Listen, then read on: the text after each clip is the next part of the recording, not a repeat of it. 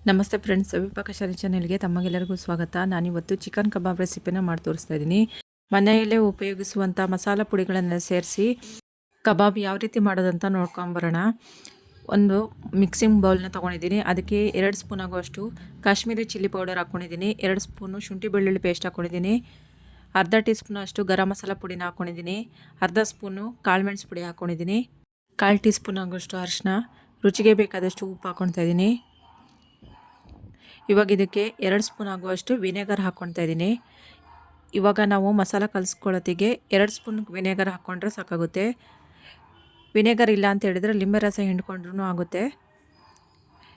ಇವಾಗ ಇದನ್ನು ಮಿಕ್ಸ್ ಮಾಡ್ಕೊತಾ ಇದ್ದೀನಿ. ಚೆನ್ನಾಗಿ ಇದನ್ನು ಕಲಿಸ್ಕೊಳ್ಬೇಕು. ಮೊದಲೇ ನಾವು ಚಿಕನ್ ಹಾಕಿಬಿಟ್ಟು ಆಮೇಲೆ ಮಸಾಲ ಹಾಕ್ಕೊಂಡು ಕಲಿಸಿದ್ರೆ ಮಸಾಲೆ ಎಲ್ಲ ಚೆನ್ನಾಗಿ ಮಿಕ್ಸ್ ಆಗೋದಿಲ್ಲ. ಅದಕ್ಕೆ ಮೊದಲು ಮಸಾಲೆಗಳನ್ನೆಲ್ಲ ಹಾಕ್ಕೊಂಡು ಚೆನ್ನಾಗಿ ಅದನ್ನು ಮಿಕ್ಸ್ ಮಾಡ್ಕೊಂಡು ನಂತರ ನಾವು ತೊಳೆದಿಟ್ಟಿರುವಂಥ ಚಿಕನ್ನ ಹಾಕಿ ಚೆನ್ನಾಗಿ ಇದನ್ನು ಕಲಿಸ್ಕೊಳ್ಬೇಕು. ನೋಡಿ, ಚಿಕನ್ನ ನಾನು ಅರ್ಧ kg ತಗೊಂಡಿದ್ದೀನಿ. ಅದನ್ನು ಚೆನ್ನಾಗಿ ತೊಳ್ಕೊಂಡು ಇಟ್ಕೊಂಡಿದ್ದೀನಿ. ಅದನ್ನ ಇವಾಗ ಈ ಮಸಾಲೆಗೆ ಹಾಕಿ ಮಿಕ್ಸ್ ಮಾಡ್ಕೊತಾ ಇದ್ದೀನಿ. ಚಿಕನ್ ತೊಳೆದು ತಗೊಳ್ಳೋತ್ತಿಗೆ ನಾವು ನೀರಿಲ್ದಂಗೆ ಚೆನ್ನಾಗಿ ಹಿಂಡ್ಕೊಂಡು ಚಿಕನ್ನ ಹಾಕ್ಕೊಳ್ಬೇಕು ಮಸಾಲೆ ಜೊತೆ ಮಿಕ್ಸ್ ಮಾಡೋತ್ತಿಗೆ. ಇಲ್ಲ ಅಂತ ಅಂದರೆ ಚಿಕನ್ ಎಲ್ಲ ನೀರಾಗಿಬಿಡುತ್ತೆ. ಮಸಾಲೆ ಜೊತೆ ಕಲಸೋತ್ತಿಗೆ ಮಸಾಲ ಚೆನ್ನಾಗಿ ಚಿಕನಿಗೆ ಹಿಡಿಯೋದಿಲ್ಲ. ನಾವು ಎಣ್ಣೆಲಿ ಏನು ಕರಿತೀವಲ್ಲ ಆವಾಗ ಚಿಕನ್ ಮಾತ್ರ ಕಾಣಿಸ್ತಾ ಇರುತ್ತೆ, ಮಸಾಲೆ ಇನ್ನೂ ತಾಗೋದಿಲ್ಲ ಅದಕ್ಕೆ. ಹಾಗಾಗಿ ನಾವು ಚಿಕನ್ನ ಚೆನ್ನಾಗಿ ಹಿಂಡ್ಕೊಂಡು ನೀರಿಲ್ದಂಗೆ ತಗೊಂಡು ಕಲಿಸ್ಕೊಳ್ಬೇಕು. ಆವಾಗ ಮಸಾಲೆಗಳೆಲ್ಲ ಚೆನ್ನಾಗಿ ಹಿಡಿತದೆ ಅದಕ್ಕೆ.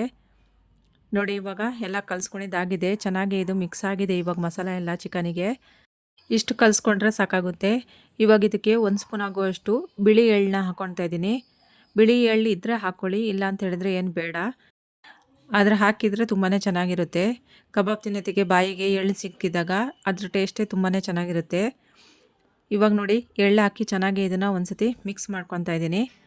ಮಿಕ್ಸ್ ಮಾಡಿಬಿಟ್ಟು ಒಂದು 10 ನಿಮಿಷ ತನಕ ಇದನ್ನು ಒಂದು ಪ್ಲೇಟ್ನ ಮುಚ್ಚಿ ಫ್ರಿಜ್ಜಲ್ಲಿ ಇಟ್ಬಿಡಬೇಕು.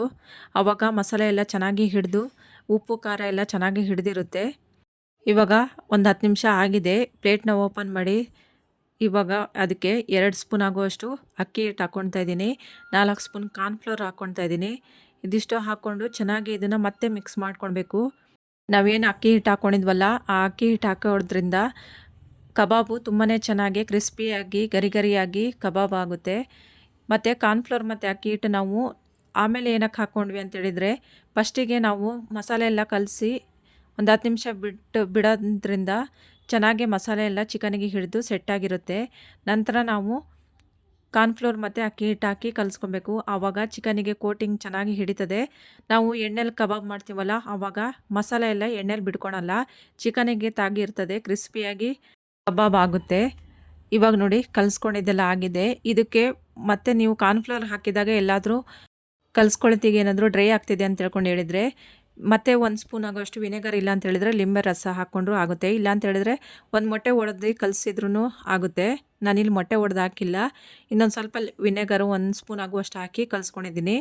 ಇವಾಗ ನೋಡಿ, ಕಲಿಸ್ಕೊಂಡಿದ್ದೆಲ್ಲ ಆಗಿದೆ. ಎಣ್ಣೆನೂ ಚೆನ್ನಾಗಿ ಕಾದಿದೆ. ಎಣ್ಣೆಯಲ್ಲಿ ಒಂದೊಂದೇ ಕಬಾಬ್ನ ಬಿಡ್ಕೊತಾ ಇದ್ದೀನಿ. ನೋಡಿ, ಕಬಾಬ್ ಎಣ್ಣೆಯಲ್ಲಿ ಬಿಟ್ಟಿದ ತಕ್ಷಣವೇ ಒಂದೇ ಸತಿ ಕಲಿಸೋಕೆ ಹೋಗಬೇಡಿ.